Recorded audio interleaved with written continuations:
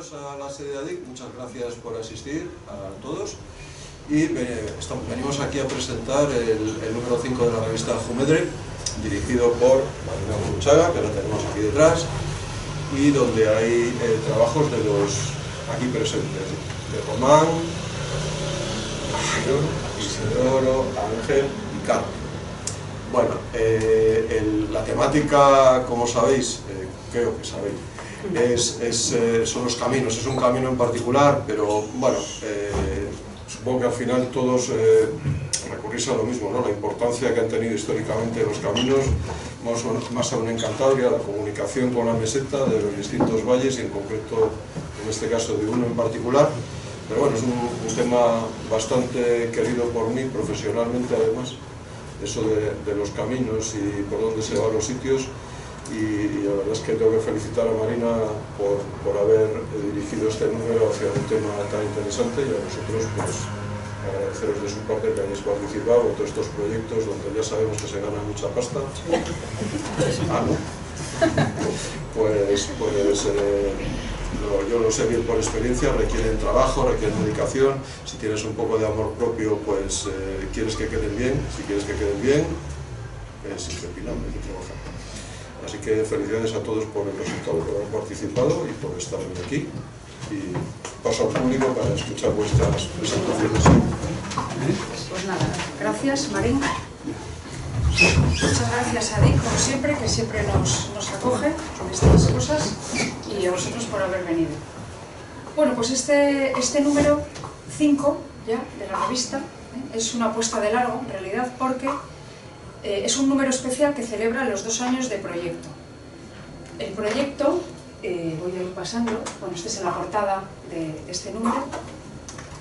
El proyecto nace en el año 23 y bueno, durante 2 años hemos estado lanzando 2 números al año, pero bueno, ya hemos ido bajando ya un poco el ritmo, y entonces a partir de ahora pues ya va a ser más o menos cada año y medio va a haber 2 números. Entonces, bueno, al llegar a este número 5, pues la verdad, a mí me apetecía mucho pues hacer algo un poco en la línea, por ejemplo, de esta iniciativa tan interesante que es Despertaferro, que también cada cierto tiempo lanza números monográficos sobre temas concretos. Me parece una idea estupenda en las revistas que van seriadas, de vez en cuando lanzar un número un poco más concreto sobre temas homogéneos, y en esta ocasión, como es un tema que a mí particularmente me interesa mucho y que a ellos también les interesa, y además que ya hemos trabajado, ¿verdad?, otras personas en números anteriores, y luego Carmen y yo también habíamos trabajado también, habíamos publicado en alguno de estos números de atrás, pues me pareció muy interesante, y bueno, pues estas personas a las que conozco bien y que pues desde hace tiempo sé que estaban interesadas en estos temas, pues aceptaron colaborar, lo cual les agradezco mucho, y además tengo que decir que estoy encantada con el resultado. Les comentaba antes a todos que aunque ha habido números de la revista, yo creo que todos están muy interesantes y merece la pena ojearlo, pero yo creo que este número en especial ha alcanzado un nivel ya de excelencia, ¿no?, si queréis, científica y divulgativa, que yo estoy muy satisfecha, la verdad estoy encantada, porque son artículos novedosos, rigurosos, muy bien explicadas las cuestiones, con un aparato gráfico interesante, personal en su mayoría de los autores, y además pues que ponen al día un tema que bueno, pues cada vez hay más bibliografía, lógicamente, pero que todavía necesita mucho trabajo por parte de los investigadores.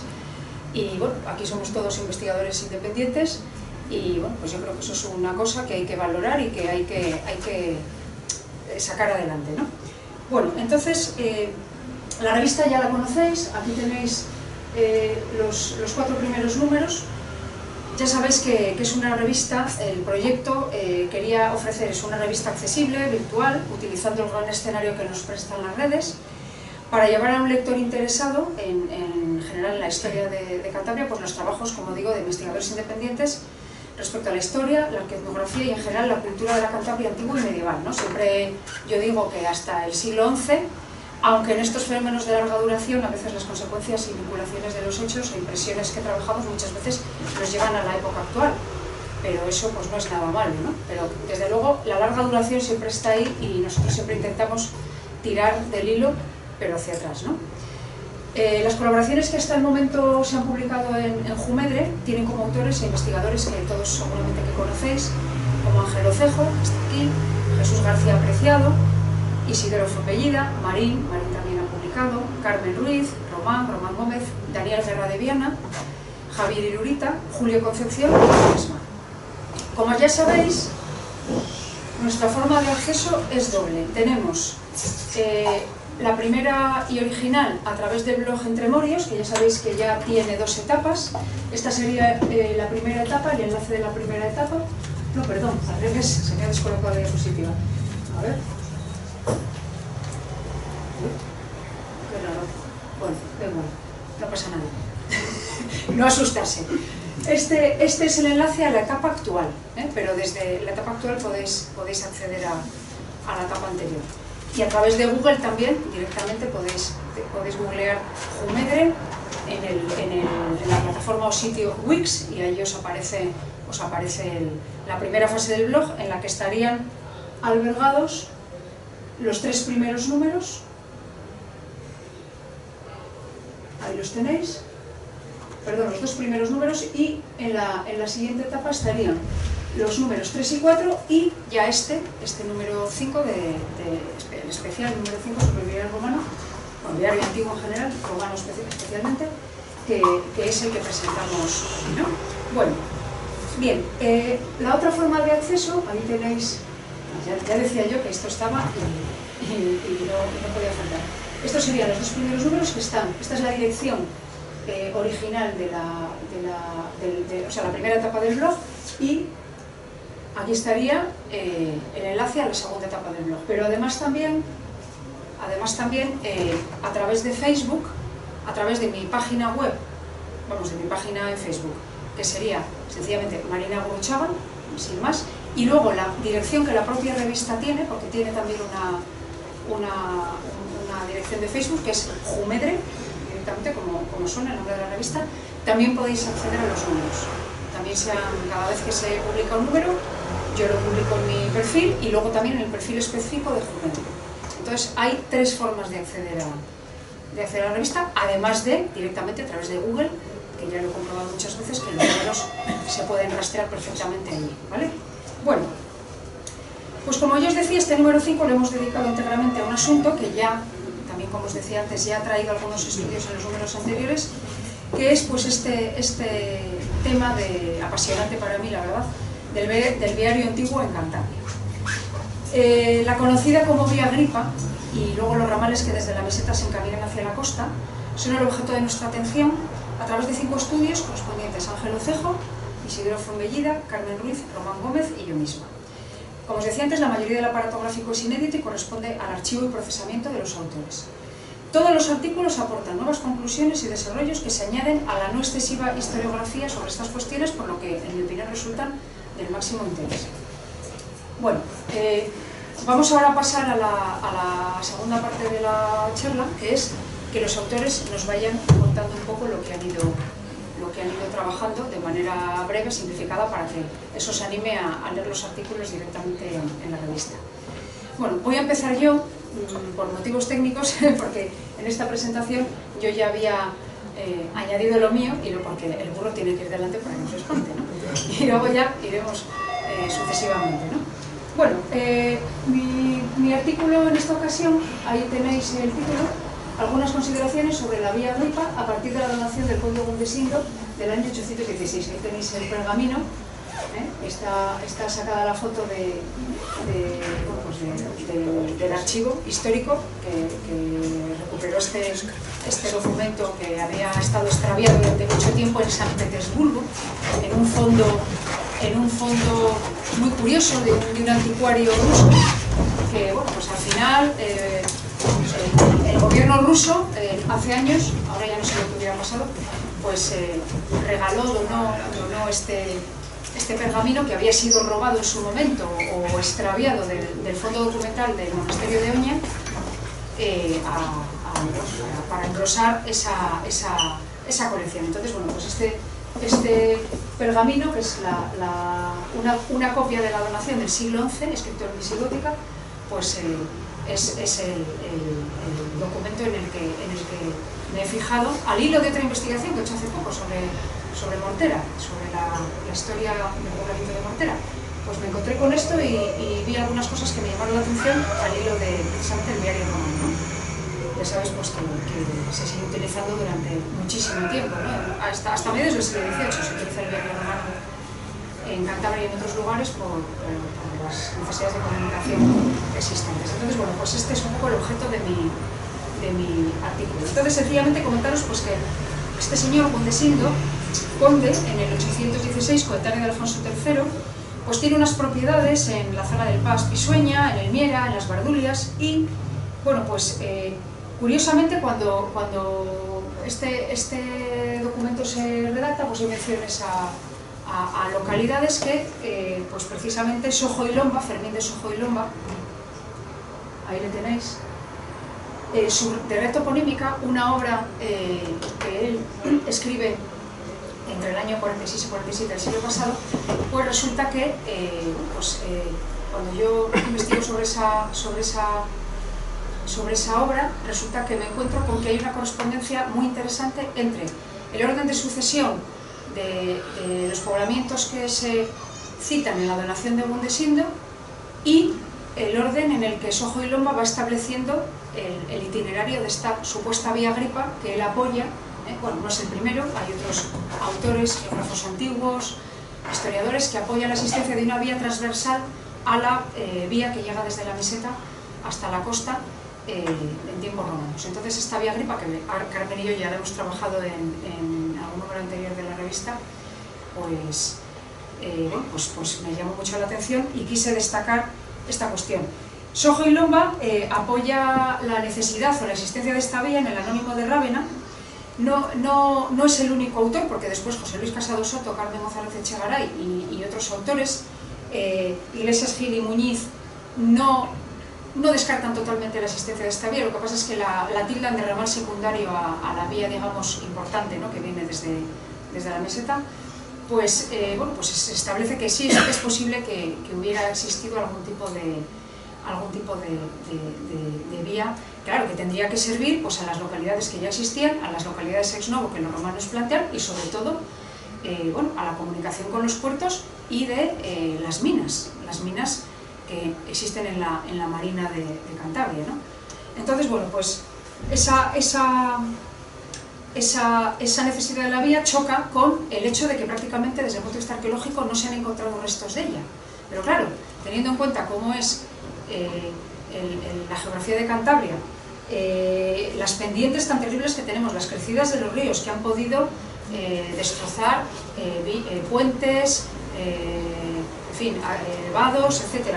Luego que muchas de las vías probablemente en estas zonas ya bastante remotas del imperio podrían ser vías de la categoría de las vías vecinales o de las vías terrenas, que eran vías pues, con muchísima menor incorporación tecnológica, ingenieril, y que incluso podrían llevar asignado una sinaléctica bastante más secundaria e inferior a la que estamos acostumbrados a ver en las vías más importantes, que son pues, los miliarios y estas cuestiones, ¿no?, que tienen pues, otra entidad y otra presencia, ¿no?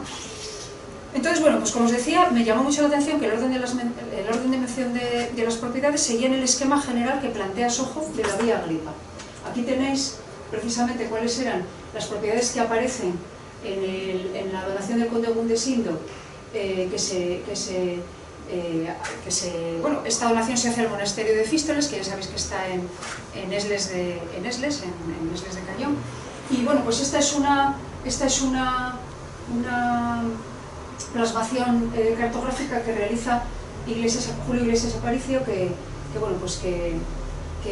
él ha localizado pues, estos lugares sobre el mapa, algunos con una identificación discutible, ¿no? Hago alguna precisión sobre ese tema, concretamente sobre Pangorres, pero bueno, eso ya lo veréis tranquilamente si os interesa. Pero bueno, él ha localizado estos enclaves y precisamente pues, están en la sintonía, en la línea del esquema general que Sojo y Lomba pues plantea para su vía Agripa, ¿no? Él realiza esta doble asignación. Desde el puente de Solía hay un ramal que iría de Escobedo, Arce, Oruña, Rumoroso hasta Polanco y acabaría en la Barca de Barreda, y otro lado, digamos, más más bueno, pues, de la zona de Piélagos, y por Cianca, Parvallón, Renedo, Villoño y Zurita, y acabaría también con un enlace en la Barca de Barreda. Bueno, el caso es que bueno, pues es interesante, y además ya lo ha destacado precisamente Esperanza Botella, que esta secuencia de ordenación de las aldeas, de la donación del Código Udesino al monasterio de Fístoles, pues siguen las antiguas vías de transhumancia que existían coetáneamente entre la Marina y las zonas un poco más al sur, más montañosas, ¿no? Pero claro, en realidad yo aquí lo que veo es que no tenía por qué ser excluyente esto de la existencia de una vía previa de comunicación romana, porque los romanos muchas veces amortizan los sistemas de comunicación de los pueblos anteriores, lógicamente. Y luego además hay otro tema, que es que la reconstrucción del poder condal, vamos, la reconstrucción del poder territorial después de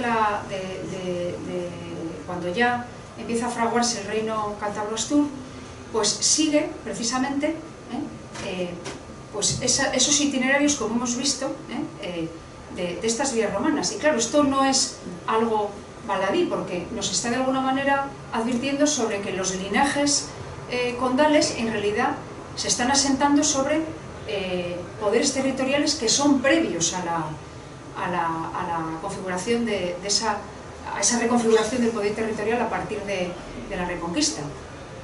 Lo cual pues es bastante interesante, porque de alguna manera nos habla de una línea de continuidad entre el mundo tardorromano y visigótico, si queréis, y luego pues la reivindicación que se hace de esos poderes ya en la época de los reyes, primero cántabro-astures y luego ya asturianos, ¿no? Entonces, bueno, pues este sería un poco el tema. Y luego incorporo como adendas a este artículo dos investigaciones que hice, que se publicaron en Entremorios y luego que he pasado a papel, que en la recopilación que hice de los artículos que más me interesaba conservar de Entremorios, que lo presenté en otoño del año pasado. Pues hago una revisión de un itinerario que propuso la Asociación Vía Agripa, precisamente el tramo que discurría por Piélagos entre más o menos Arce y pues la ermita de San Pantaleón, ¿no? Ya cerca hacia Camargo, ¿no? Entonces, bueno, pues hay alguna serie de precisiones, teniendo muy en cuenta pues las revisiones que ha hecho Isaac Moreno Gallo sobre lo que es la ingeniería de las vías romanas pendientes, peraltes, bueno, pues cuestiones de este tipo. Pues como lo que ellos proponen no puede ser, pues por esas circunstancias, ¿no? Bueno, eso está más desarrollado en el artículo. Y luego también otra segunda investigación que hice, intentando un poco escudriñar por dónde podría salir la vía Agripa desde Santander hasta el barrio llamado La Calzada de Bezana, y una sección un poco anterior de ese barrio que se llama La Bezanía. Bueno, ahí hay algunas precisiones de tipo toponímico y sobre todo pues eso, ¿no? Pues también por cálculos pendientes y cuestiones de estas llaves de tipo ingenieril, por dónde podría discurrir esta vía. Bueno, está en el artículo, pues lo podéis leer si os apetece. Y hasta aquí llega mi intervención, así que ahora damos paso a la siguiente.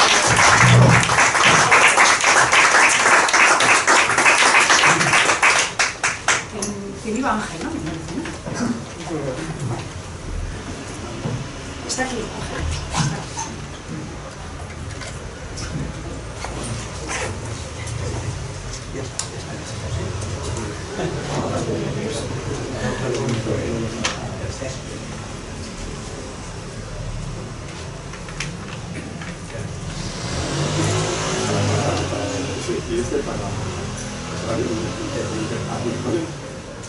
Buenas tardes, pues muy rápidamente para dejar paso al siguiente. Mi título es este: En busca de Araquilo y el paso de Julio Briga Luciano siguiendo la vía del itinerario de Barro. Itinerario de Barro se llama porque es una de las 4 tablillas que aparecieron a principios del siglo XX, no se sabe dónde, en la región de Astorga. Aparecieron 4 tablillas con una serie de nombres en columna y paralelamente y al lado una serie de millas de distancia de un lugar a otro. Un itinerario, pero que a diferencia de los itinerarios, un itinerario romano además, a diferencia de otros itinerarios que están sobre soportes broncíneos, este estaba sobre barro, luego cocido. Por eso se llama el itinerario de barro. Como que lo escribieron como quien escribe en una tablilla de cera.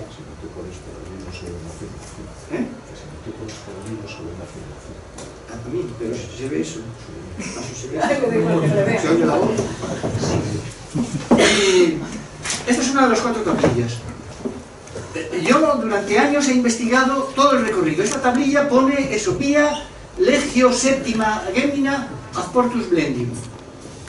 Es decir, una vía que empieza en un lugar que se llama Legio Séptima, igual que la Legio Séptima que está en León, pero aquí por la suma de distancias, por la suma de millas, no vendría desde León.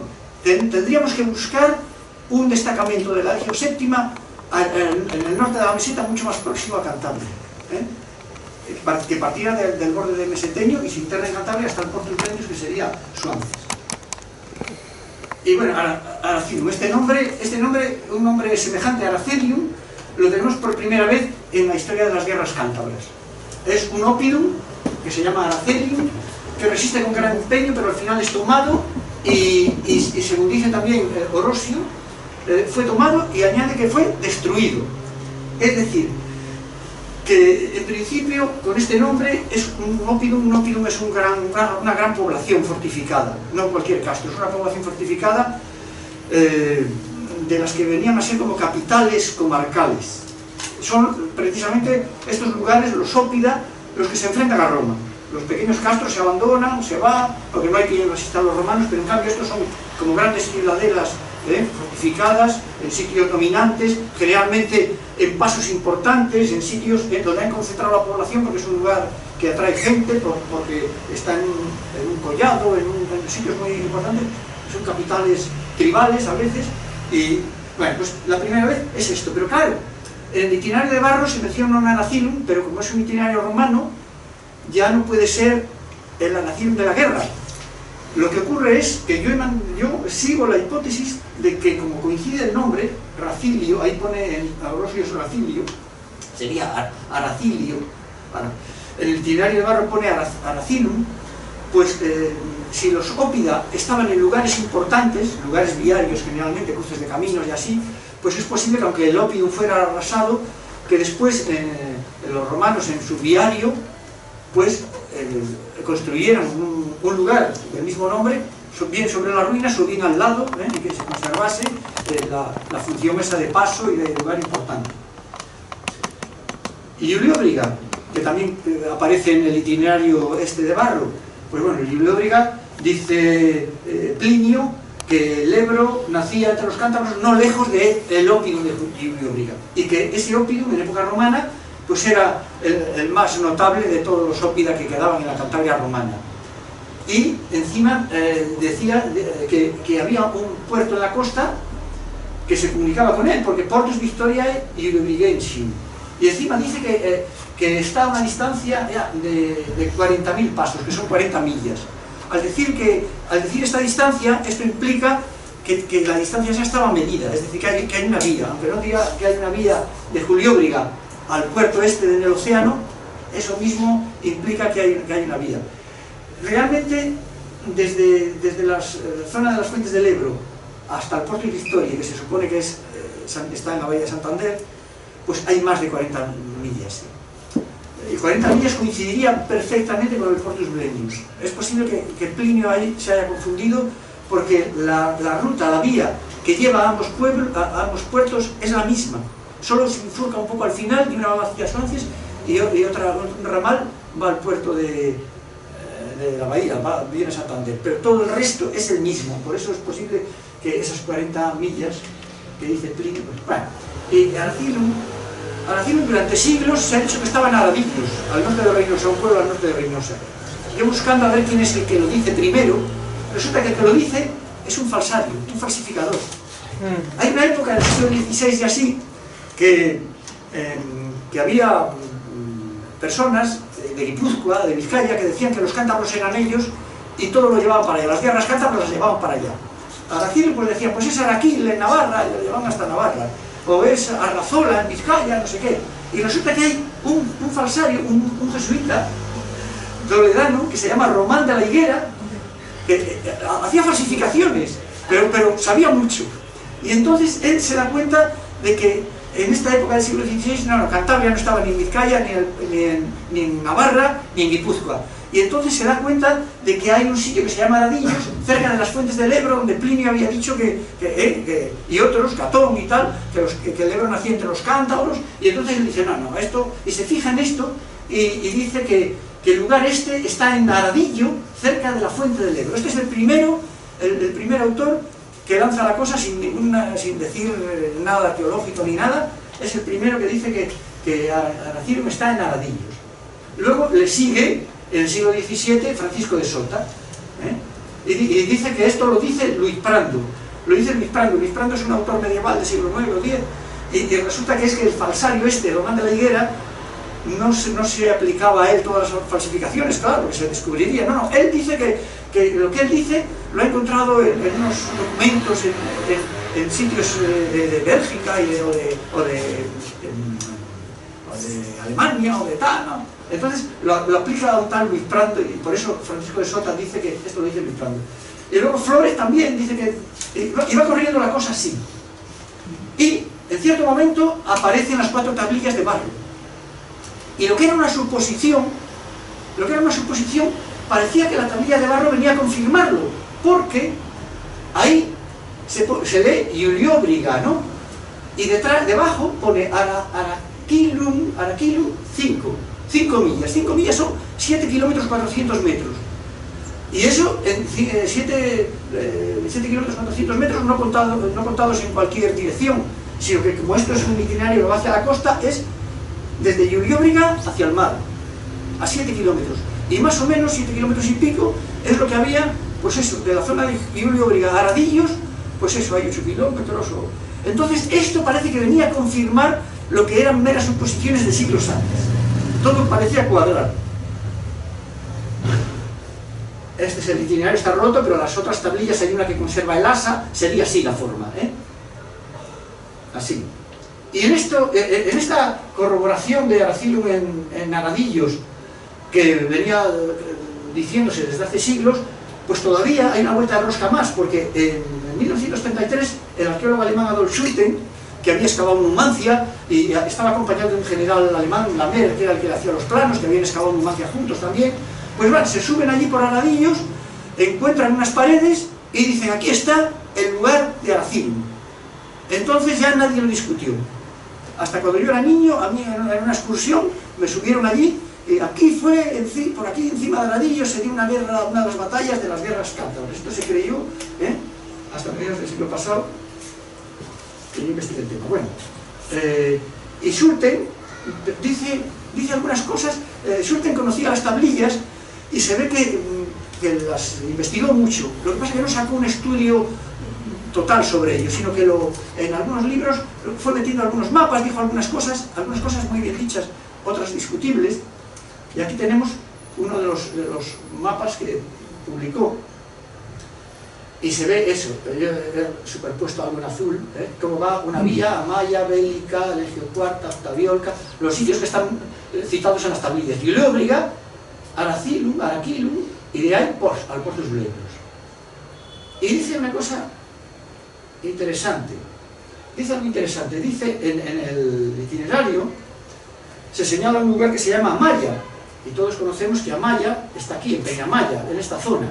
Lo que pasa es que él dice que la malla del itinerario no tiene que estar en Peñamaya, sino que tiene que ser, como el itinerario parece que recorre el Alto Pisuerga y después baja por el Besaya, dice que esta malla tendría que ser alguna población que estuviera más cerca del eje del Pisuerga.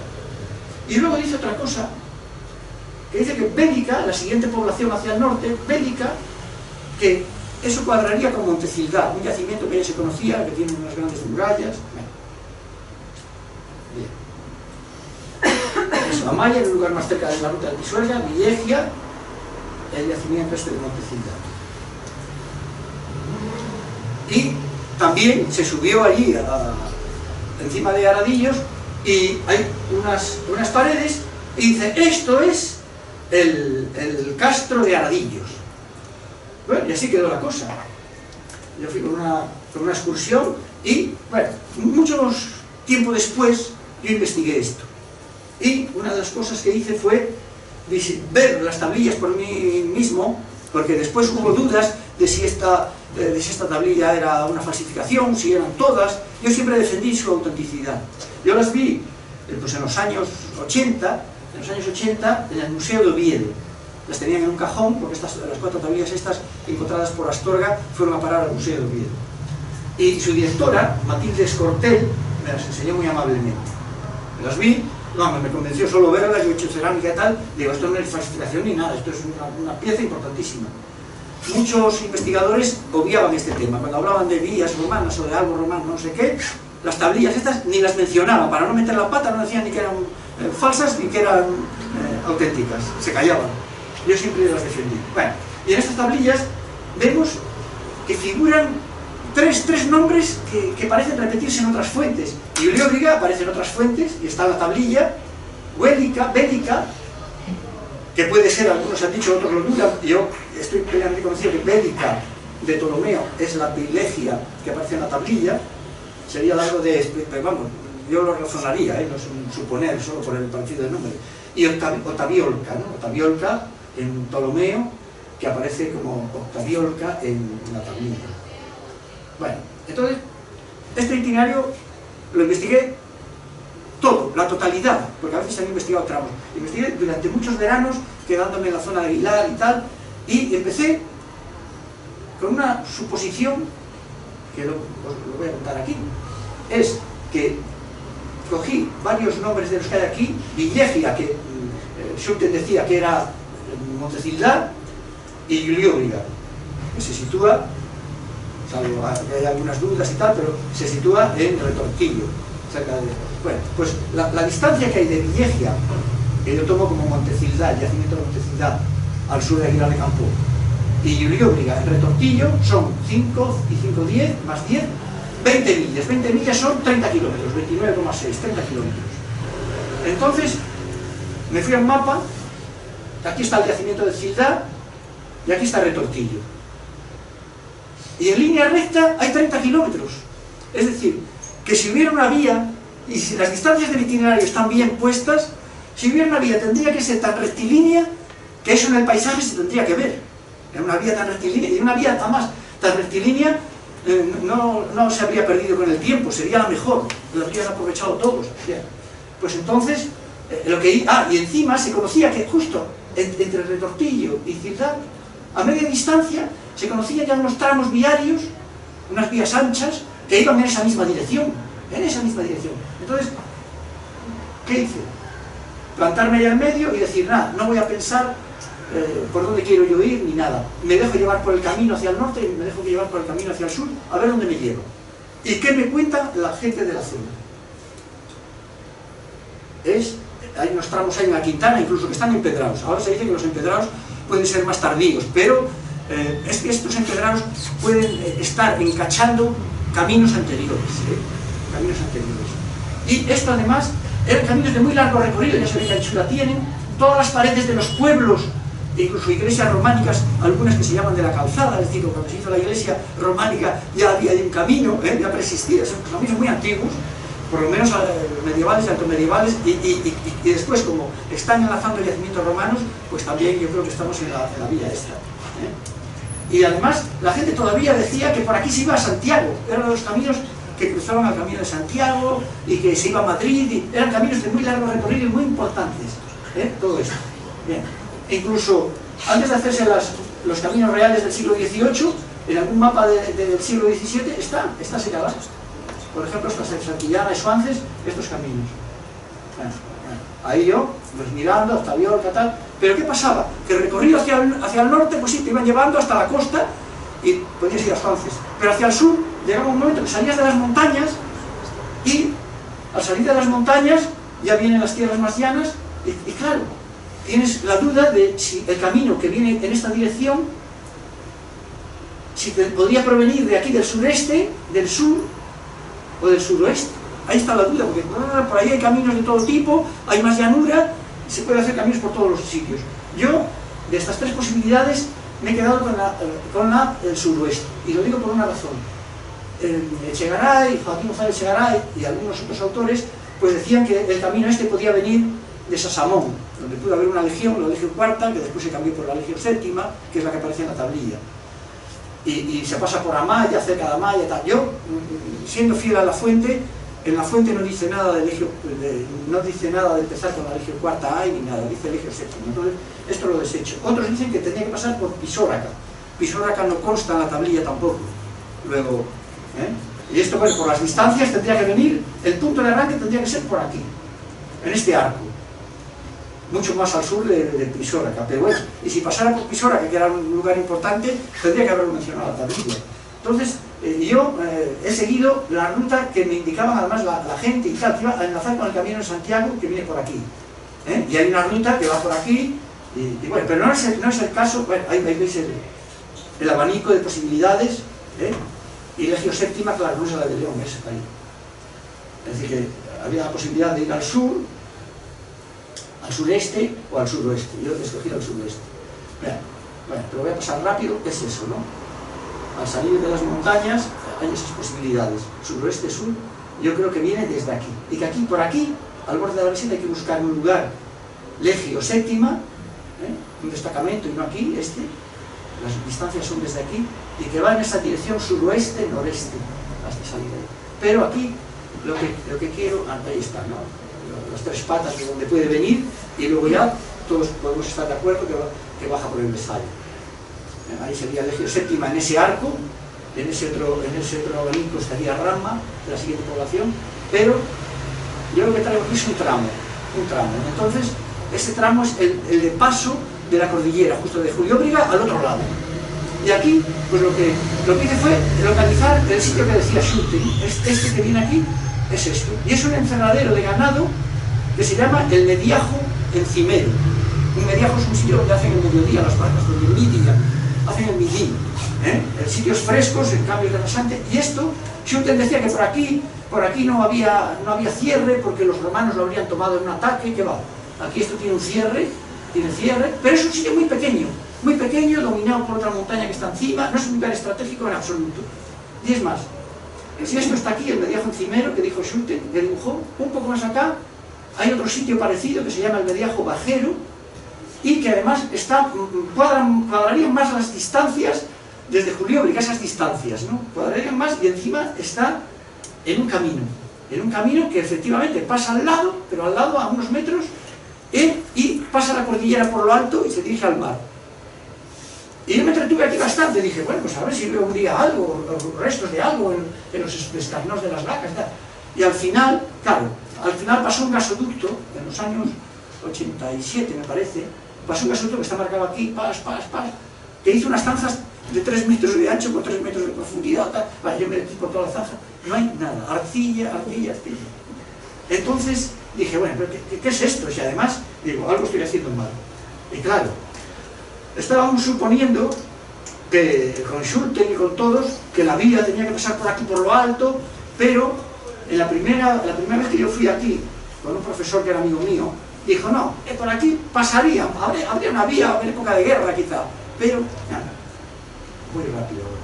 Pero el mejor camino, en época de paz, está más abajo, está por mi pueblo. ¿Y su pueblo dónde era? Pues resulta que si te pones en Julióbriga, en la iglesia, subes arriba, miras la cordillera, 1400 metros, 1200, y hay un gran collado, un collado enorme, pero enorme, donde está el paso de Reynosa, el paso de Aldueso y el paso de Villapaderna. Y por ahí pasa la vía del tren, pasa la autovía de la meseta, pasa todo. Por aquí, en época de paz, y no subiendo por aquí al Mediajo ni por aquí, tiene objeto el subir en época de paz. Entonces, si se cuentan las millas por ese collado, y ya estoy acabando, si se cuentan las distancias de Retortillo, pasando por este collado, y no por aquí arriba, porque no tiene objeto subir para después bajar otra vez al Mestalla, Además, la ruta que subía por Aladillo no te lleva al Besaya, te lleva al Saja, a Barcena Mayor. Entonces no es la ruta, no es la ruta. La ruta es por este lado. Y aquí se ve. Esto es aguas al pantano del Ebro, esto es aguas al Besaya. Pues aquí, pasando bien por aquí, las distancias se cumplen aquí. Y en todo esto que yo he recorrido durante años y años, no hay sitio mejor para un ópidum, el establecimiento de un ópidum, que aquí en Aldueso, Los Campos o en las eras de Villapadrena. Y a unos segundos de acabar, ese paso, Aldueso, tal. Y aquí, en las eras de Villapadrena, hay una serie de círculos concéntricos y tal. Aquí ha podido haber un ópidum y el sitio romano pudo ser el mismo Villapadrena, o como el camino pasa por el medio, yo no me puedo decidir. Aquí hay toda una serie de vallados y tal tremendos, y pudo ser que uno sea un campamento romano y que de ataque, y otro, el ópidum estaría por ver. Yo he localizado pues, un molino de mano, tal. Ahí está Aldueso. La vía pasa por aquí, aquí todo está lleno de muros, bueno, aquí ahí se ve, ¿no? Pues son de 3-4 metros, Y acabo, y en Villapadrena está esto, con una serie de vallados y vallados múltiples que no sé qué pintan ahí. Entonces, bueno, y esto, más o menos y acabaría después en el propio viaje. Esto es así, en resumen, un poco el articulito. Y hasta aquí.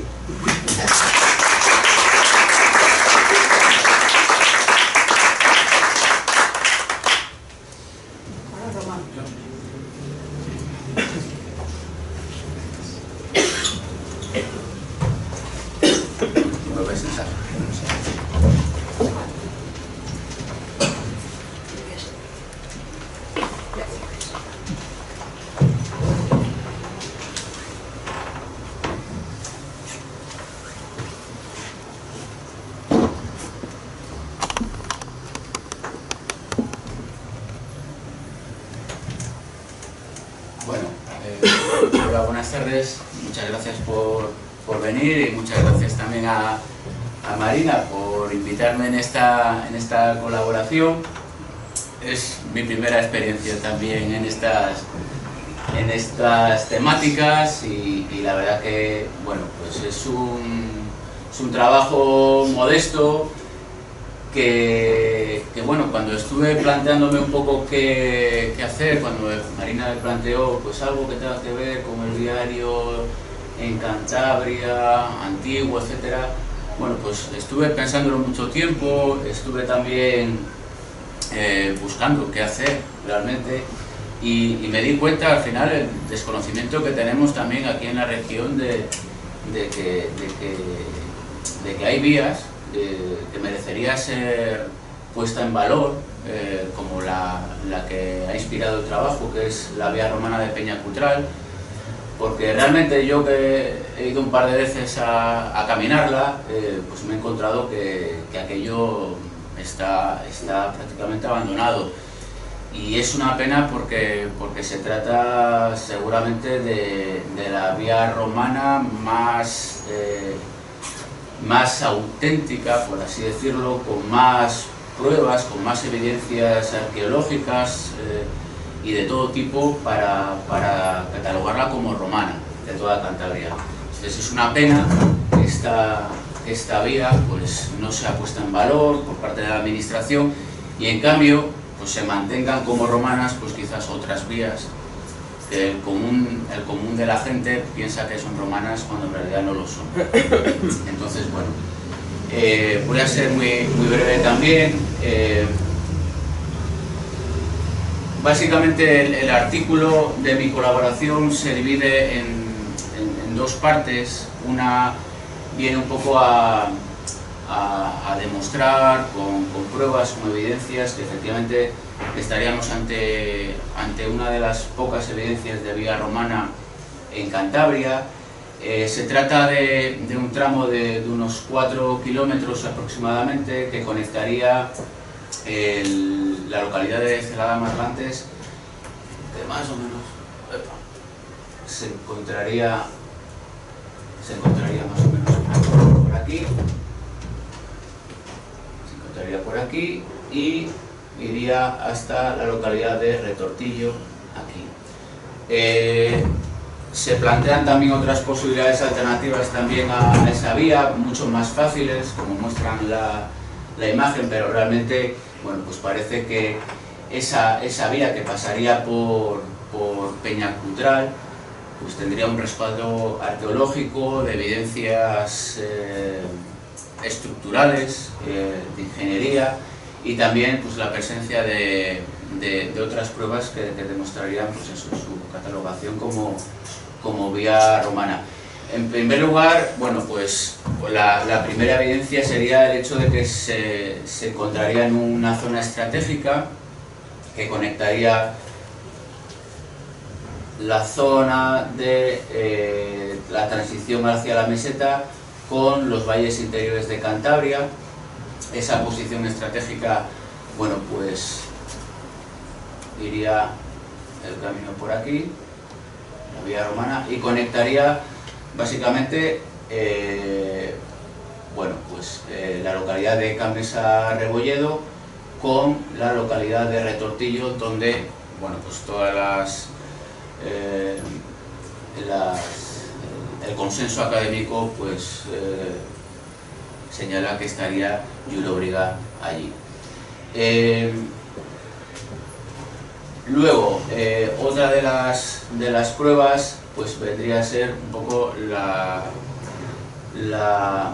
forma de la propia vía, ¿no? Que no tiene nada que ver con las vías que conocemos como romanas, enlosadas, de una anchura de unos 2 metros aproximadamente.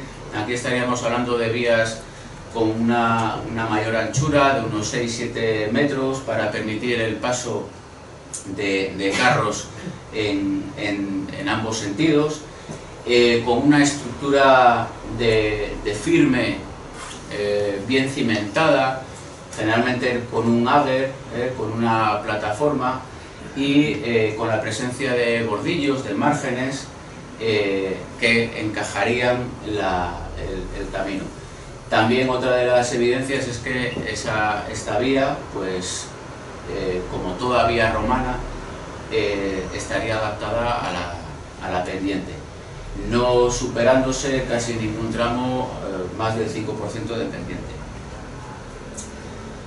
Bueno, también hago una especie de resumen de la historia de la investigación de esta vía, con las prospecciones arqueológicas y los sondeos llevados a cabo por Ángel de los Ríos, por García Bellido, o más recientemente por Muñiz e Iglesias, y añado también pues las pruebas también materiales, arqueológicas, encontradas, como son el biliario de Caro, encontrado en Cerada Merlantes, la presencia de cerámica sigilata y común, y bueno, pues ahí tenéis una imagen de lo que sería la estructura de la cimentación, de diferentes capas de gravas, de cantos rodados y la presencia de bordillos. Otra de las pruebas, digamos, que vendríamos a añadir para corroborar la romanidad de esta vía, pues sería también la presencia de un campamento romano que sería doble, que es este que tenéis aquí, que es el campamento romano de la Poza, que estaría o pasaría muy cerca de la vía. Es un doble campamento romano porque tuvo en las guerras cántabras un primer momento que vendría a ser el rectángulo grande de unas 7-8 hectáreas aproximadamente, y una segunda presencia con unas tropas seguramente que albergaría menores en época de Tiberio, que sería este otro rectángulo que aparece aquí. Todo esto estaría ligado, por supuesto, a las guerras cántabras, también a la presencia del Oppidum de las Rabas, el Oppidum cántabro de las Rabas, que se encontraría aquí, y también de otro campamento romano auxiliar, que sería el del Pedrón, que se encontraría aproximadamente a 1 kilómetro al noreste.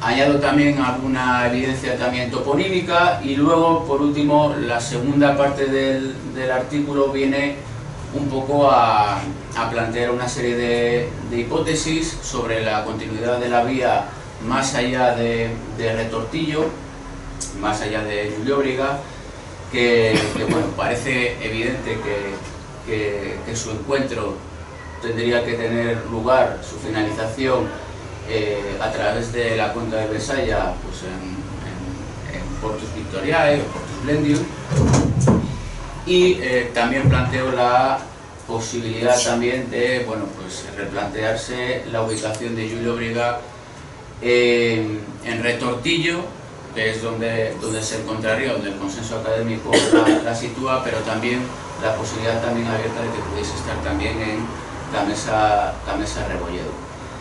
Y por último, pues hago un alegato de poner un poco en valor. Esta sería una fotografía donde aquí, desde Peña Cultural, que es donde nos encontraríamos aquí, bueno, pues aquí estaría el campamento de La Poza. No se llega a ver tan bien como en imágenes pasadas de hace años.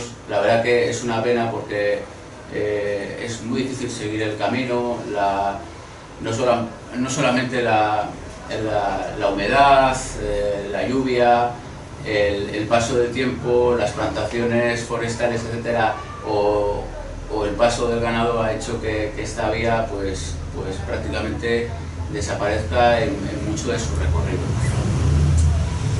Y bueno, básicamente vengo a señalar que sería necesaria una recuperación total o parcial de esa vía, al menos de esos 4 kilómetros entre Celada Marrantes y Retortillo y Llúbriga, y bueno, pues señalar sobre todo la importancia que tiene para la estructuración de lo que fue las guerras cántabras también, en la conquista y también en la posterior consolidación del dominio romano en Cantabria. Y bueno, pues esto brevemente es un poco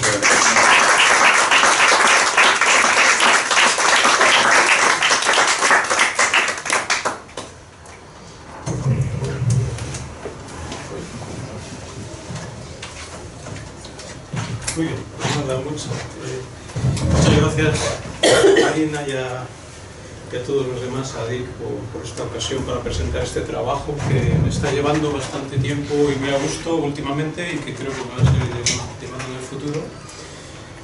Siento no estar de acuerdo en todo con lo que cuenta Ángel, ya lo sabe, pero quizá no es opinión mía que no estar de acuerdo, es la propia Tabilla la que me sugiere otra cosa, ¿no? Lo vamos a ver ahora. No voy a conseguir más tiempo con Bueno, se trataría de comentar el itinerario, una nueva propuesta, por así decirlo, de interpretación, que a mí desde el principio me ha convencido bastante porque todas las piezas encajan. Oye, si tú tienes un rompecabezas ahí todo revuelto, haces así con inspiración, con la parte esa del cerebro que no piensa, y logras el resultado, ¿qué más quieres, no?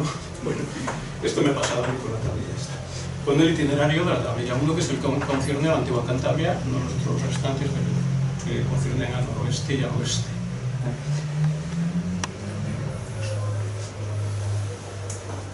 Bien, ahí tenemos las dos imágenes, tanto de cómo se encontraba en origen, cómo se encuentra en la actualidad restaurada, que se puede ver en Oviedo, en el Museo Arqueológico.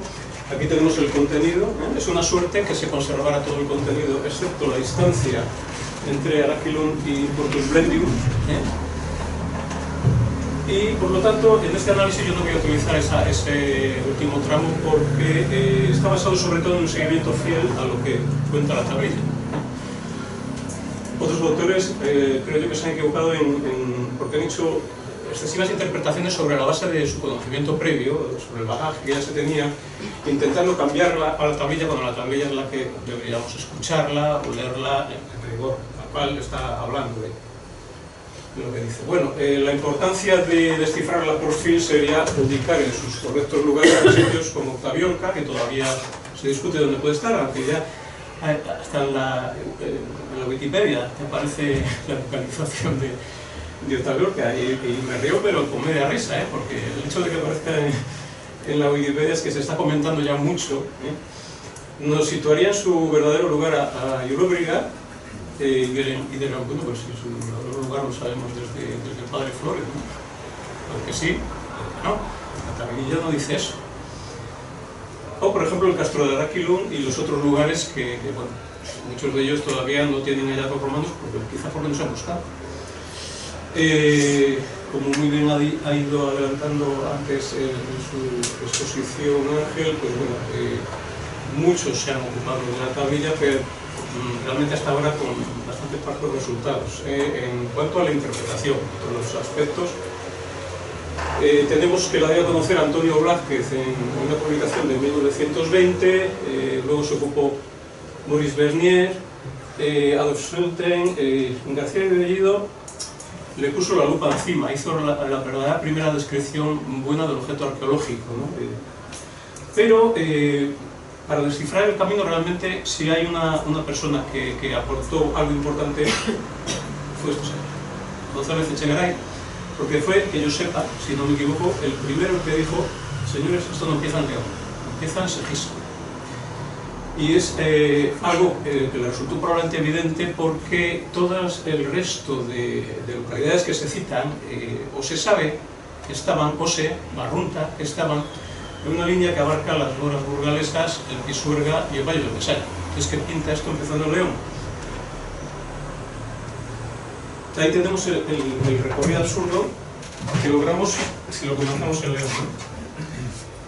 Aquí tenemos el contenido de la tablilla de este recuadro, aquí tenemos la transformación a milia passum según la medida habitual estándar que se da, por así decirlo, a la milia passum, pero también he puesto en esta otra columna según la milla de Antonio Blázquez. Ya sabéis que Antonio Blázquez proponía, según diversas mediciones que había hecho él en 3 sitios conocidos, que Hispania tuviera la milla un valor algo mayor, unos 200 metros mayor que lo que se considera habitual. Bueno, dado el redondeo de las millas, ya en el original, va a ser muy poco relevante la diferencia que podamos hallar entre las dos columnas, ¿no? Este sería el resultado del itinerario que yo propongo. Y si se fijan, cuadran todas las parciales y también la total. Esto no se ha logrado nunca. Si tú coges itinerarios al azar, empieza aquí, donde quieras, va a ser un desastre, va a ser como esto, algo sin sentido. Donde no sabes dónde está rama, no sabes dónde está malla, no sabes dónde está el eje, no sabes dónde está nada. No puedes tomar distancias parciales de ningún tipo. La distancia total es absurda porque te salen unas 180 y pico millas, 190 millas para un recorrido que la tablilla dice que son, creo recordar, 55. Hasta Araquilón, ya que aquí no se mueve.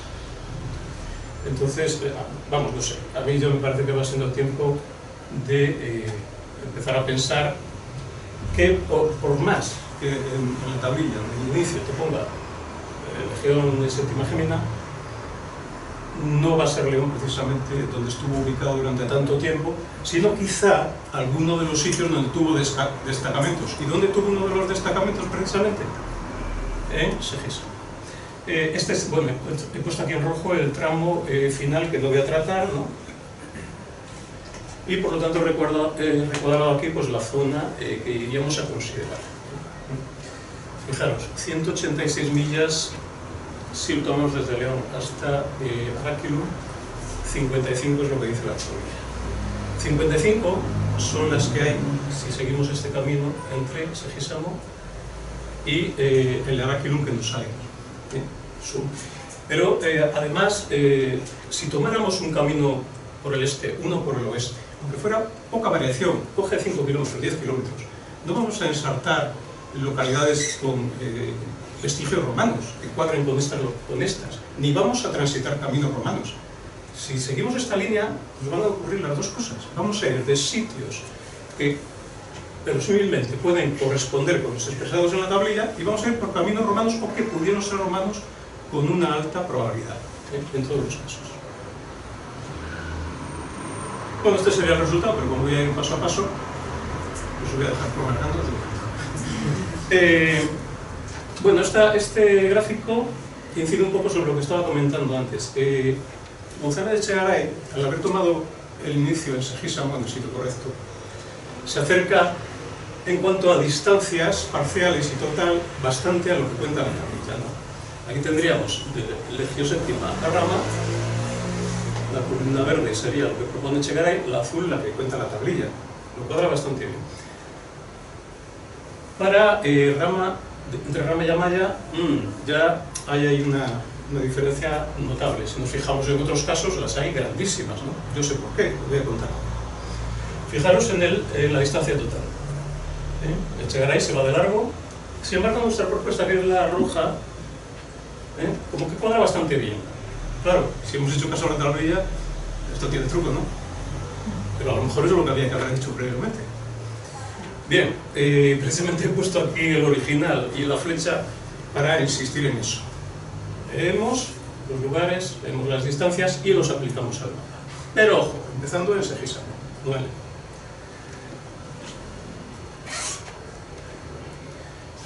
bueno, insistir en ese hecho de que hubo un destacamento de la Legio Séptima en Segisamo. ¿Por qué citar un emplazamiento, un castro militar legionario y no el emplazamiento civil que sería Segisamo ahí?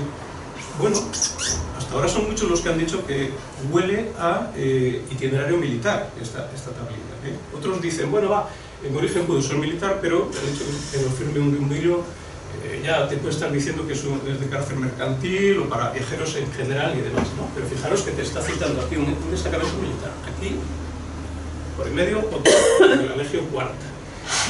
González de Echegaray, ¿cómo lo justificó el hecho de que empezara, o sea, que tuviera ese nombre de Legio Séptima comenzando en Segisamo? Bueno, él decía que puede ser un error. Demostrar un error de otro en este caso es muy difícil. Dice, bueno, al final, como aparecía aquí la Legio Cuarta por mitad del recorrido, quién sabe, sabemos que estuvo la Legio Cuarta primero durante las guerras cántabras, bueno, en años posteriores en Segisamo, pues bueno, al verlo repetido dice, esto no puede ser, y metió la ubicación que él tenía próxima, la de León, sin pararse a pensar en otra cosa. A mí me parece un poco truculenta la explicación. Más me creo, efectivamente, lo mismo que hubo un destacamento en la vía gitana en Tritium Moralium, había otra aquí en Segisamo, que ese sea el motivo, sin más. Bueno, vamos por tramos entonces. Aquí he puesto los dos primeros tramos en un mismo análisis por el motivo de que Amaya sabemos dónde está, donde siempre. O sea, no sé si fijasteis en el mapa que supone que se empieza en León, están buscando una malla por León. Bueno, pues que sigan buscando, pero si tenemos una, nos vale, al caso. Bueno, sin embargo no sabemos dónde está esa rama, ¿no? Lo podemos imaginar. En este mapa las líneas rojas son las calzadas descritas y comprobadas arqueológicamente por Isaac Moreno Gallo.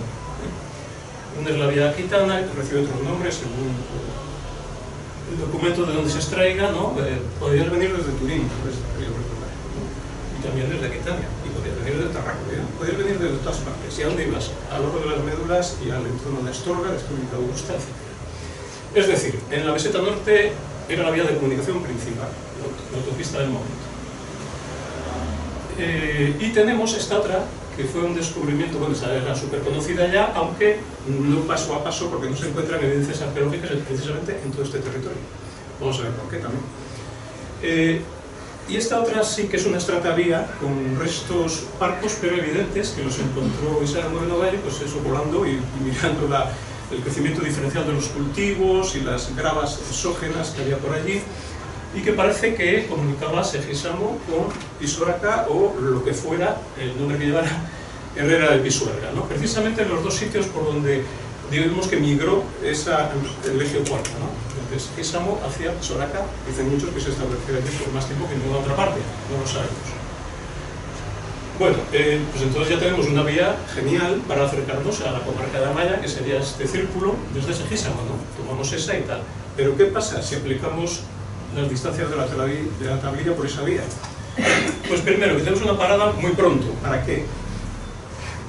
¿Para qué vamos a parar a las 5 millas, me parece que eran, de Segisamo, aquí en mitad de la nada, para luego hacer encima una jornada de 18 millas, mucho más, y salirnos de la comarca de Amaya realmente?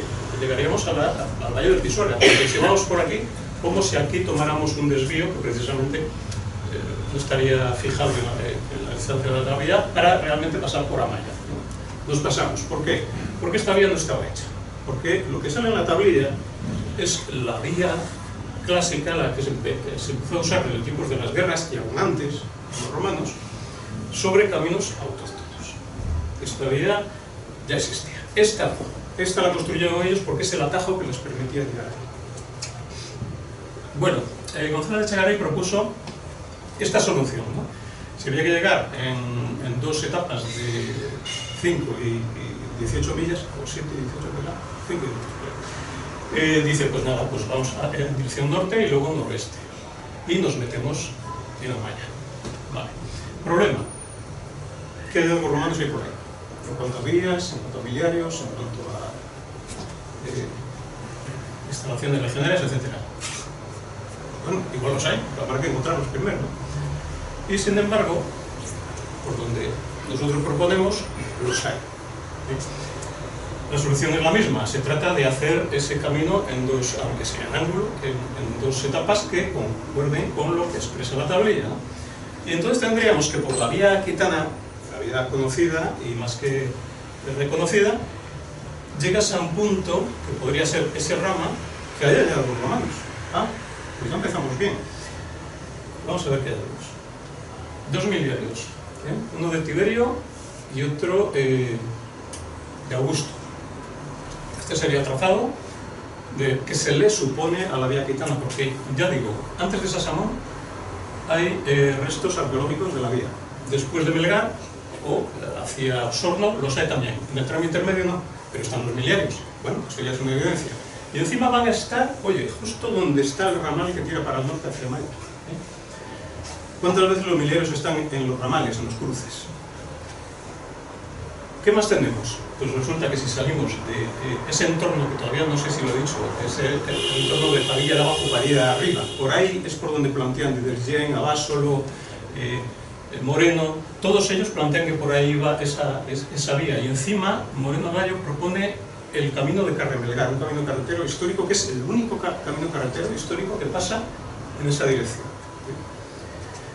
Bueno, pues justo desde Padilla de abajo y Padilla de arriba, hacia el norte, tiene un camino carretero histórico también. Fijaros si es histórico, que se llama Carrera de Carrestorianos. Ese topónimo existe, la gente del pueblo te dice, es ahí. Y es un camino que tira para el norte. Ves allá al horizonte Peñamaya. Y encima, ¿cuánto tardas en qué distancia hay esta Peñamaya? Las 18 millas romanas, lo que dice la tablilla. Estamos tontos, es que esto es una evidencia, ¿no? Todavía no hay, no sé, no hay un millario por aquí en medio, pero esto es cosa de buscar igual. Tenemos campamentos romanos en ese itinerario. Como ya digo, lo decía González de Echegaray, no sé, pero por aquí ya se han encontrado 3 nada menos. Este es enorme, este está a la salida de Sotresgudo, se llama Tortolondro el sitio, y aquí he pintado las rayas por donde teóricamente iría el camino que estamos describiendo en busca de la costa. Ese camino de Carreasturianos, buscando el Valle del Pisuerga para continuar al norte. Nos faltaría, pongo aquí una estrategia. Vale, no la hay. ¿Por qué no la hay? Yo cuando vi que este camino era como evidente, se lo propuse a Isaac Moreno y me dijo que él estaba harto de mirar por aquí y no había encontrado ninguna idea. Solo había encontrado la transversal, la que tira al noroeste. Claro, yo en ese momento no le pude rebatir nada porque no sabía que tampoco había encontrado ninguna evidencia de la aquitana, y la aquitana no la niega nadie. ¿Por qué no hay ahí estratavía? Porque no hace falta. Mira cómo es el suelo.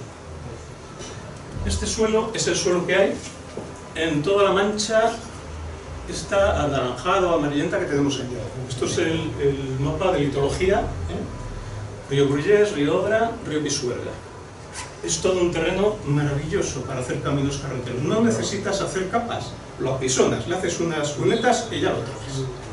Por eso no aparece evidencia de la vía gitana y por eso no aparece evidencia de la que estaban proponiendo aquí hacia el norte y que utilizaban los de las Asturias de la Santillana para ir a la costa cantábrica. Es decir, cuando estaba Porto Durango. Fijaros, este no es más que una muestra de 400 hectáreas en el entorno de Padilla de Arriba. Uno de estos es la carrera esa de carresturianos, pero es que podían haber ido por donde quisieran. Porque aquí lo que he hecho ha sido pintar en color de toda esa muestra de caminos cuáles eran carreteros en la planimetría de cambio de siglo, 19 al 20. Todos son caminos carreteros. Los demonios, con esos suelos, ¿cómo no lo van a ser? La mayor concentración de caminos carreteros del mundo tienen ahí. Bueno, aquí tenía un hueco y puse, no es que esté desaprovechado, puse la iglesia románica de Nuestra Señora del Torreón, en Padilla.